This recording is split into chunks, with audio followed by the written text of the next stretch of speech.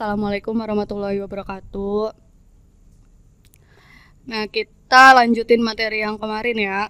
Masih tentang termokimia. Kemarin kita udah belajar prolognya, awalnya. Yaitu belajar tentang sistem lingkungan. Ini lanjut aja ya. Belajar tentang macam-macam sistem. Ternyata ada sistem terbuka, sistem tertutup, sistem terisolasi. Terus kita review ada yang namanya persamaan termokimia. Bedanya sama persamaan kimia biasa, dia ada delta H-nya. Delta H itu perubahan entalpi. Ada tanda minus atau bisa plus. Kalau minus masih ingat berarti dia reaksinya exotherm, berarti dia melepaskan kalor. Kalau ada yang delta H-nya positif, berarti dia reaksinya endotherm atau menyerap kalor. Menyerap atau menerima kalor. Terus kita juga udah belajar entalpi molar. Ada entalpi pembentukan standar, penguraian standar, pembakaran standar, sama penetralan. Ini penetralan tambahan aja ya. Kemarin kita hanya sampai entalpi pembakaran. Nah, ini tadi pengertian delta HF. Next aja ya, review. Jadi unsur dalam bentuk standar itu kalau yang logam dia atom bebas atau sendiri. Misalnya Mg, ya udah Mg aja, Ca, Na, Li, K. Terus ini yang unsur non logam. Misalnya karbon C. Kalau P fosfor dia harus dalam bentuk P4.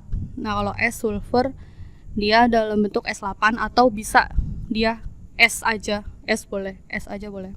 Nah, kalau gas diatomik yang golongan 7 nih FClBrI, dia diatomik 2, jadi F harus F2, nggak ada F doang, F sendirian. Jadi F2, Cl2, Br2 sama I2. Nah, ini gasnya juga H, gas hidrogen selalu dalam bentuk H2, O2 dan N2. Jadi nggak ada H sendirian, O sendirian dan N sendirian. Gitu. Terus lanjut ada penguraian. Nah, bedanya pembentukan dan penguraian masih inget kan? Tugas yang kemarin masih banyak yang kebalik. Jadi kalau pembentukan kan berarti kita ngebentuk sesuatu dari yang kecil-kecil jadi yang gede, dari yang unsur-unsur jadi suatu senyawa. Jangan kalau penguraian kebalikannya, dari kita urai dari suatu senyawa menjadi unsur-unsurnya, itu bedanya. Nah, pembakaran kemarin yang kalau reaksi pembakaran kan selalu ditambah oksigen, dan kalau C dibakar jadi CO2, terus H dibakar jadi H2O, S dibakar jadi SO2. Nah, lanjut ini materi tentang penentuan entalpi reaksi. Jadi cara menentukan entalpi delta H ada 4 cara. Ini yang akan kita pelajari. Nanti kita pelajari 2 dulu nih, melalui percobaan dengan kalorimeter dan yang hukum Hess. Nah, yang pertama itu kalorimetri. Ada alatnya di lab, menggunakan alat namanya kalorimeter. Dia ini kayak fisika ya, kayaknya di fisika dipelajarin dah. Dia itu penentuan kalor atau Q menggunakan kalorimeter. Nah, rumusnya ada Q air, MC delta T, terus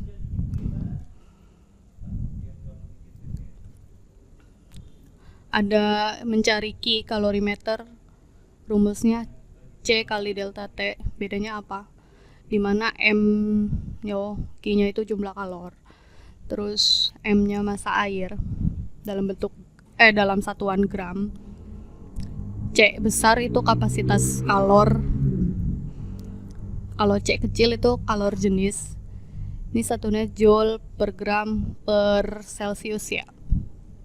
Terus ada delta T atau perubahan suhu. Fisika ya ini ya, ada ya. Kita next aja. Jadi ke dalam kalorimeter sederhana direaksikan 100 ml larutan HCl 1 molar dan 100 ml NaOH 1 molar pada suhu 23 derajat Celcius. Ternyata temperaturnya naik menjadi 30 derajat Celcius. Hitunglah perubahan entalpi delta H reaksi yang terjadi. Anggap bahwa massa jenis larutan 1 gram per mili dan kalor jenis 4,2 joule per gram Kelvin. Tulis dulu yang diketahuinya. Berarti diketahui ada HCl, dia volumenya 100 mili, konsentrasinya atau molarnya 1 m. Terus ada NaOH sama volumenya 100 mili, molarnya 1 m, 1 molar. Terus diketahui pada suhu 23, berarti ini T awal kan, suhu awal sama dengan 23 derajat Celcius. Terus ternyata naik menjadi 30, berarti T akhir sama dengan 30 derajat Celcius. Berarti delta T-nya kan T akhir kurang T awal kan, berarti 30 dikurang 23 sama dengan 7 derajat Celcius gitu. Terus apalagi yang diketahui, massa jenis larutan, massa jenis rho ya, berarti ya rho-nya sama dengan 1 gram per mili. Terus kalor jenis berarti C kecil sama dengan 4,2 joule per gram Kelvin. Nah, karena ini satuannya Kelvin, jadi ini suhu harusnya kita ubah dulu jadi Kelvin. 23 berarti jadi Kelvin 23 tambah 273 berarti ini 7 ya, berarti 6 9 296 ya. Berarti kalau 30 ditambah 273 303. Bener gak? Bener ya.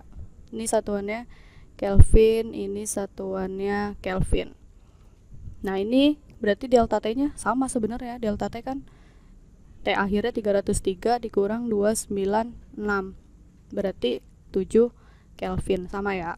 Nah, setelah diketahui, berarti kan yang ditanya perubahan entalpi, hitunglah perubahan entalpi, berarti yang ditanya delta H kan. Nah, rumusnya delta H ini bisa kita dapat dari delta H sama dengan, belum ada di slide sebelumnya ya, min Q per N. Q-nya tadi kalor, kita cari pakai rumus macet Mc delta T, N-nya mol. Min, kenapa min? Karena reaksi kalorimeter itu reaksinya exotherm. Langsung jawab ya. Kita jawab di sini. Jawab. Berarti cari Q-nya dulu. Q sama dengan Mc delta T. Masanya berapa? Pakai massa total, yaitu massa HCl dan massa si NaOH. Diketahui massa jenis, ini kan volume nih yang diketahui. Jadi pakai rumus fisika yang rho sama dengan massa per volume. Rho-nya diketahui 1. Massanya yang kita tanya, yang kita cari, volumenya dia 100 mili. Berarti massanya juga sama aja 100 gram. Jadi kalau di soal kalorimeter, kalau misalnya massa jenisnya kita anggap 1 atau di soal nggak dikasih tahu massa jenisnya berapa, ml itu bisa kita simpulin mili sama dengan gram. Jadi direaksikan 100 mili sama aja dia 100 gram. Berarti massanya massa total ya, 100 gram tambah 100 gram berarti 200. C-nya C kecil, dia 4,2. Terus delta T-nya 7. Berarti berapa nih? 200 kali 4,2 kali 7. Nah, itu setelah dihitung-hitung hasilnya adalah 5.880 joule. Satuannya joule. Kita ubah jadi kilojoule, berarti naik 3 kan, dibagi 1000. Berarti jadi 5,88 kilojoule. Udah selesai belum? Belum, baru Q-nya yang ditanya delta H-nya. Sebelum ke delta H, berarti kita harus cari mol kan. Mol itu kita cari mol HCl.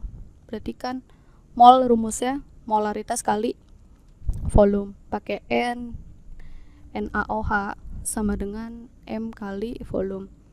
molarnya dia 1, volumenya dia 100 mili. 100 mili kita ubah jadi liter ya. Berarti dia 0,1 liter. Berarti ini 0,1 liter. Berarti 1 kali 0,1 sama dengan 0,1 mol. Berarti ini juga 1 kali 0,1 sama dengan 0,1 mol. Sama, jadi bebas pakai mol yang mana aja. Delta H sama dengan min Q per mol. Berarti sama dengan min Q-nya 5,88 dibagi 0,1 mol. Berarti hasilnya dia minus 58,8 kilojoule per mol. Selesai. Bisa panjang ya caranya, dipahamin dikit-dikit, pelan-pelan. Oke, bisa lanjut ya ke cara yang kedua. Ini kan cara yang pertama menentukan entalpi dengan percobaan, yaitu alatnya kalorimeter. Nah, yang kedua adalah dia hukum Hess. Apa tuh hukum Hess? Dia menurut Henry, perubahan entalpi hanya bergantung pada keadaan awal dan akhir dan tidak bergantung pada bagaimana jalannya reaksi. Jadi kalor reaksi total sama dengan jumlah kalor tahap-tahap reaksinya. Jadi kalau yang ditanya delta H itu adalah jumlah dari tahapnya. Misalnya ada delta H1, delta H2 sampai delta Hn, tergantung ada berapa tahap reaksinya. Ini enakan langsung contoh ya. Contoh soal hukum Hess. Contoh soal yang pertama. Jadi hukum Hess itu biasanya diketahui ada beberapa reaksi. Ini diketahui 2 reaksi. Kadang ada yang diketahui 3, ada yang diketahui 4. Tuh. Nah, yang diketahui ada 2Al plus 3/2O2 menjadi Al2O3, delta H-nya min 1600 kJ kilojoule. Reaksi yang kedua 2Fe plus 3/2O2 menjadi Fe2O3, delta H-nya min 820 kilojoule. Nah, yang ditanya, hitunglah perubahan entalpi pada reaksi 2Al plus Fe2O3 menjadi Al2O3 plus 2Fe. Fokus ke reaksi yang ditanya. Kita fokus ke sini. 2Al, cari diketahui 2Al ada di mana? Ada di sini. Berarti sama-sama di sebelah kiri kan? Berarti ini reaksi ini kita tulis tetap, nggak berubah. Nanti kita tulis ulang, dijawab di sini. Nah, terus Fe2O3 ada di mana nih diketahui? Ada di sebelah kanan. Sedangkan yang ditanya ada di sebelah kiri. Berarti reaksi yang kedua harus kita balik. Gimana cara baliknya? Kita tulis yang atas dulu ya. Tulis ulang. 2Al plus 3/2O2 menjadi Al2O3. Kalau tetap, delta H-nya juga tetap min 1600 kilojoule. Nah, reaksi yang kedua dibalik. Jadi nih, pembatasnya tanda panah. Jadi yang sebelah kanan jadi sebelah kiri jadi sebelah kanan.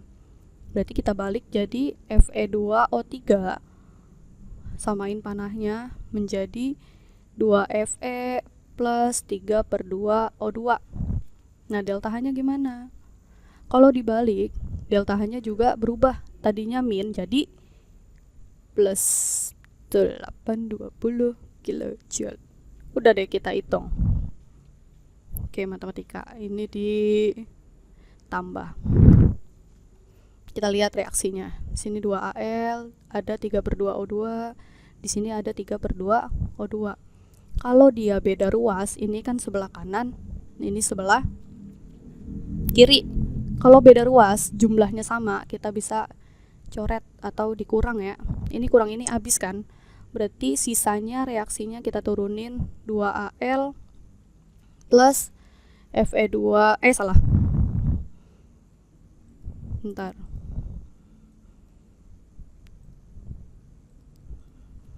Fe2O3 ini udah nggak ada, habis menjadi Al2O3 plus 2Fe.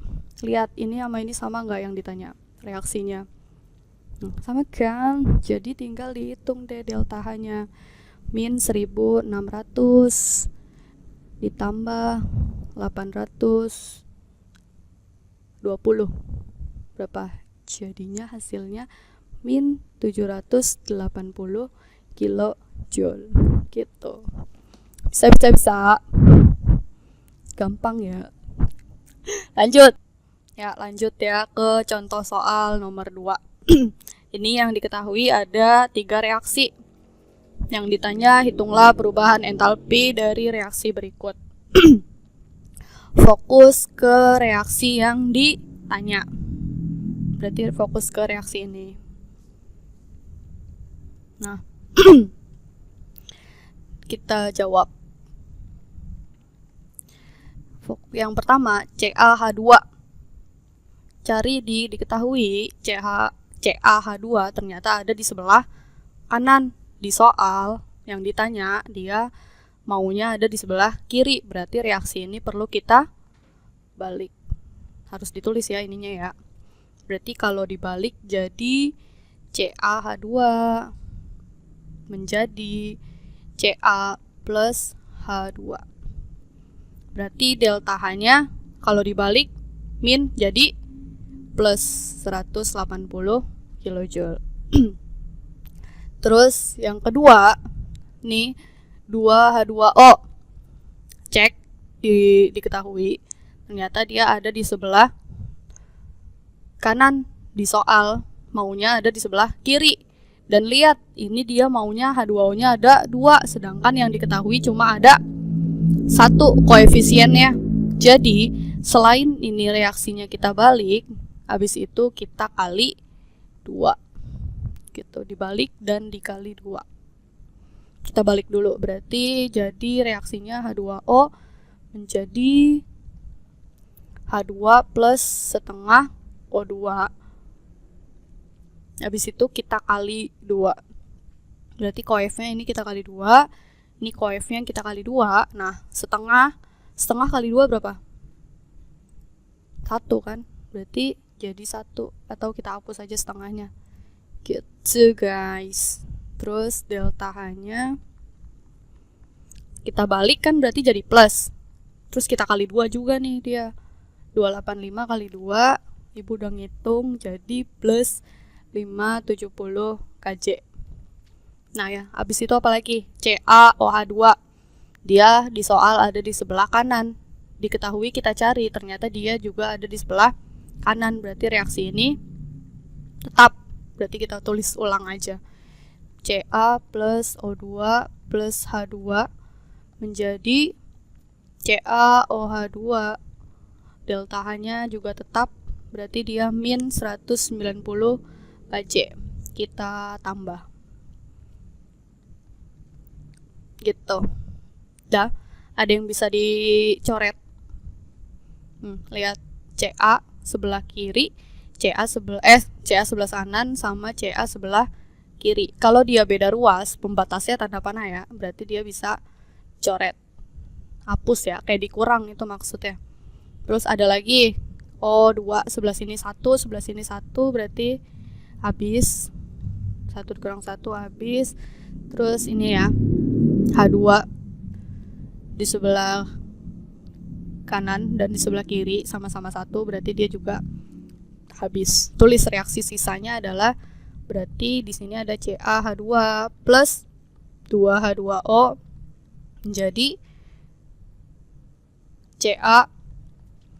CaOH2 plus 2H2.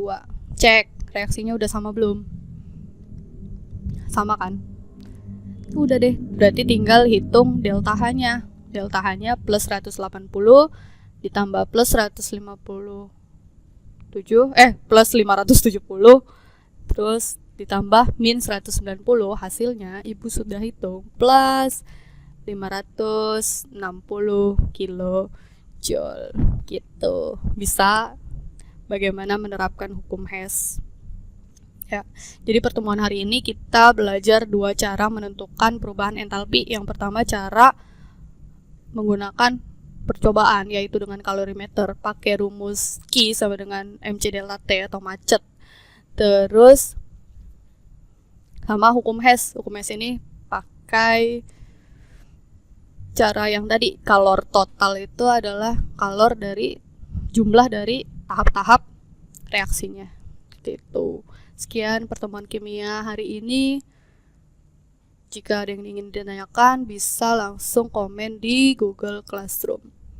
Kurang lebihnya Ibu mohon maaf. Wassalamualaikum warahmatullahi wabarakatuh.